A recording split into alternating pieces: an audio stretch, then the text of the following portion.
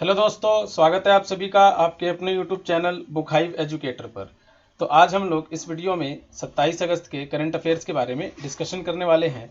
तो चलिए फिर इसे शुरू करते हैं। तो इसमें जो पहला प्रश्न है वो आप देख सकते हैं कि दिग्गज कंज्यूमर कंपनी गोदरेज ने अपने साबुन सेगमेंट से कौन सा शब्द हटाने की घोषणा की है। तो इसमें से सी फेयर आंसर होगा कि गोदरेज कंपनी ने फेयर शब्द को हटाने की घोषणा की है। जैसे कि हाल ही में अभी रंग भेद के मामले को लेकर ये चीज़ें काफ़ी चर्चे में रही हैं, तो जिसकी वजह से दिग्गज कंज्यूमर कंपनी गोदरेज ने अपने साबुन सेगमेंट से फेयर शब्द को हटाने की घोषणा की है। विश्व भर में रंग भेद भाव को लेकर बहस के बाद हिंदुस्तान यूनिलीवर, लॉरियल और जॉनसन एंड जॉनसन ने भी पहले ही ये फैसला ले लिया था। तो अब आते हैं अगले प्रश्न पर। तो जो अगला प्रश्न है वो है कि मुंबई अर्बन ट्रांसपोर्ट प्रोजेक्ट 3 के लिए एशियन इंफ्रास्ट्रक्चर इन्वेस्टमेंट बैंक के साथ कितने मिलियन अमेरिकी डॉलर के ऋण समझौते का हस्ताक्षर हुआ है। तो इसका सही उत्तर है डी, 500 मिलियन अमेरिकी डॉलर। तो मुंबई अर्बन ट्रांसपोर्ट प्रोजेक्ट 3 के लिए एशियन इंफ्रास्ट्रक्चर इन्वेस्टमेंट बैंक के साथ भारत सरकार, महाराष्ट्र सरकार और मुंबई रेलवे विकास निगम ने 500 मिलियन अमेरिकी डॉलर के ऋण समझौते पर हस्ताक्षर किए हैं। इस प्रोजेक्ट 3 का उद्देश्य मुंबई में उपनगरीय रेलवे प्रणाली की सेवा, गुणवत्ता, नेटवर्क क्षमता और सुरक्षा में सुधार करना है। तो आते हैं अब तीसरे प्रश्न पर। तो तीसरा प्रश्न है कि सेबी ने चित्रा रामकृष्ण के कंपनसेशन मामले में नेशनल स्टॉक एक्सचेंज पर कितने लाख रुपए की पेनल्टी लगाई है। तो इसका जो सही उत्तर है वो है बी, 50 लाख रुपए। तो सेबी ने हाल ही में नेशनल स्टॉक एक्सचेंज की पूर्व एमडी एवं सीईओ चित्रा रामाकृष्णा के कंपनसेशन के मामले में नियमों के उल्लंघन को लेकर नेशनल स्टॉक एक्सचेंज पर 50 लाख रुपए की पेनल्टी लगाई है। तो आते हैं अगले प्रश्न पर। तो अगला प्रश्न है कि कैब सर्विस प्रोवाइडर डैश ने भारत में ऑटो रेंटल की सेवा शुरू की है। तो इसका सही उत्तर है बी, ऊबर। तो हाल ही में कैब सर्विस प्रोवाइडर ऊबर ने भारत में ऑटो रेंटल की सेवा की शुरुआत की है। अब मुंबई में कोई भी व्यक्ति 169 रुपये में 1 घंटे या 10 किलोमीटर तक की यात्रा कर सकेगा। हालांकि कंपनी ने कहा है कि वह पहली कंपनी है जो इस तरह की रेंटल सेवा दे रही है।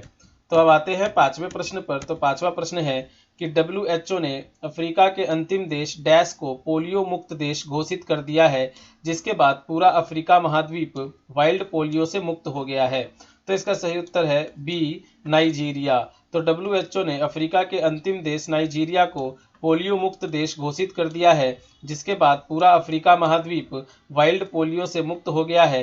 पिछले 4 वर्षों में पोलियो का एक भी मामला सामने नहीं आया है। तो इस तरह से जो अफ्रीका है, अफ्रीका महाद्वीप, वो पूरी तरह से पोलियो मुक्त हो चुका है।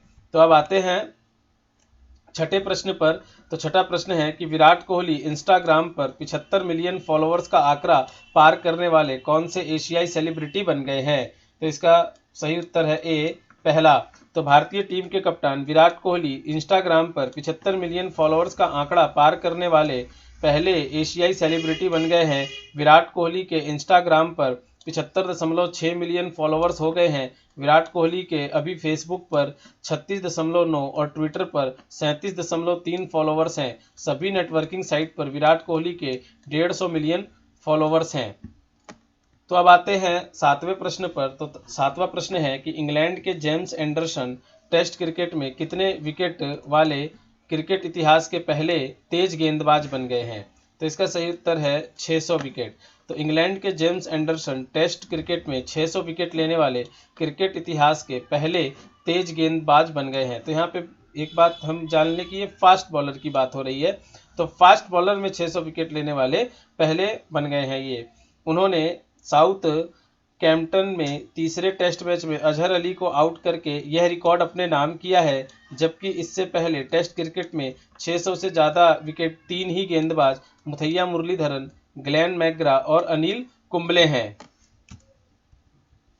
तो अब आते हैं आठवें प्रश्न पर। आठवां प्रश्न है कि हैदराबाद के नीलकंठ भानु 20 साल की उम्र में मेंटल कैलकुलेशन वर्ल्ड चैंपियनशिप में भारत को पहला कौन सा मेडल दिलाया है। तो इसका सही उत्तर है ए, गोल्ड मेडल। तो हैदराबाद के नीलकंठ भानु 20 साल की उम्र में मेंटल कैलकुलेशन, इसका मतलब है कि सबसे तेज कैलकुलेशन करने वाले व्यक्ति की बात हो रही है। चैंपियनशिप में भारत को पहला गोल्ड मेडल दिलाया है, वो अब दुनिया के सबसे तेज ह्यूमन कैलकुलेटर हैं। उन्होंने कहा है कि गणित दिमाग का एक बड़ा खेल है और वो गणित के फोबिया को पूरी तरह मिटाना चाहते हैं। तो अब आते हैं 9वें प्रश्न पर। तो 9वां प्रश्न है कि निम्न में से किस देश में स्थानीय पुरातत्वविद को धूली खेल में करीब 3800 साल पुरानी किराट देवी की मूर्तियां मिली, जिसे बड़ी संख्या में लोग देखने आ रहे हैं। तो इसका सही उत्तर है सी, नेपाल। तो इसके अगर एक्सप्लेनेशन की बात की जाए तो नेपाल में स्थानीय पुरातत्वविद को धूली खेल में करीब 3800 साल पुरानी किराट देवी की मूर्तियां मिली है, जिसे बड़ी संख्या में लोग देखने आ रहे हैं। इस मूर्तियों को जमीन से करीब 300 मीटर नीचे पाया गया है। यह मूर्ति नेपाल की सबसे पुरानी मूर्तियों में से एक है। पुरातत्वविदों ने बताया कि ये मूर्तियां प्रथम या द्वितीय ईसा पूर्व की हैं। तो आते हैं दोस्तों 10वें प्रश्न पर। तो 10वां प्रश्न है कि इनमें से किस देश के यवने शहर में करीब 1100 साल पुराने सोने के बने अत्यंत दुर्लभ 425 सिक्कों का खजाना मिला है। तो इसका सही उत्तर है डी, इजराइल। तो इजराइल के यवने शहर में करीब 1100 साल पुराने सोने के बने अत्यंत दुर्लभ 425 सिक्के का खजाना मिला है। देश के पुरातत्वविदों लियात नादाव जीव और अली दाद ने कह के कि सिक्कों के इस खजाने की खोज युवा वॉल्टियर्स ने की। शुरुआती इस्लामी काल के सिक्के स्वर्णिम युग की पहचान है। दोस्तों अब हम लोग 27 अगस्त के ऐतिहासिक घटनाओं के बारे में चर्चा करते हैं। तो 1859 देश के महान उद्योगपति दोराबजी टाटा का जन्म हुआ था। उन्होंने ही टाटा स्टील की नींव रखी थी। 1870 श्रमजीवी संघ की स्थापना इसी दिन हुई। यह भारत का पहला मजदूर संघ था।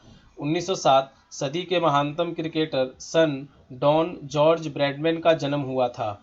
1939 जेट इंजन वाले विश्व के पहले विमान ने जर्मनी से पहली उड़ान भरी। 1963 खाकसार आंदोलन के जनक और पाकिस्तान के निर्माण में अहम भूमिका निभाने वाले व्यक्ति इनायतुल्लाह खान का मशरिकी का निधन हुआ था। 1972 भारतीय प्रोफेशनल रेसलर और लिफ्टर दिलीप सिंह राणा का जन्म हुआ। वे ग्रेट खली के नाम से प्रसिद्ध हैं। 1976 भारतीय सशस्त्र सेना की प्रथम महिला जनरल मेजर जनरल जी अली राम को मिलिट्री नर्सिंग सेवा की निदेशक नियुक्त हुई। 1976 महान गायक मुकेश का निधन हुआ।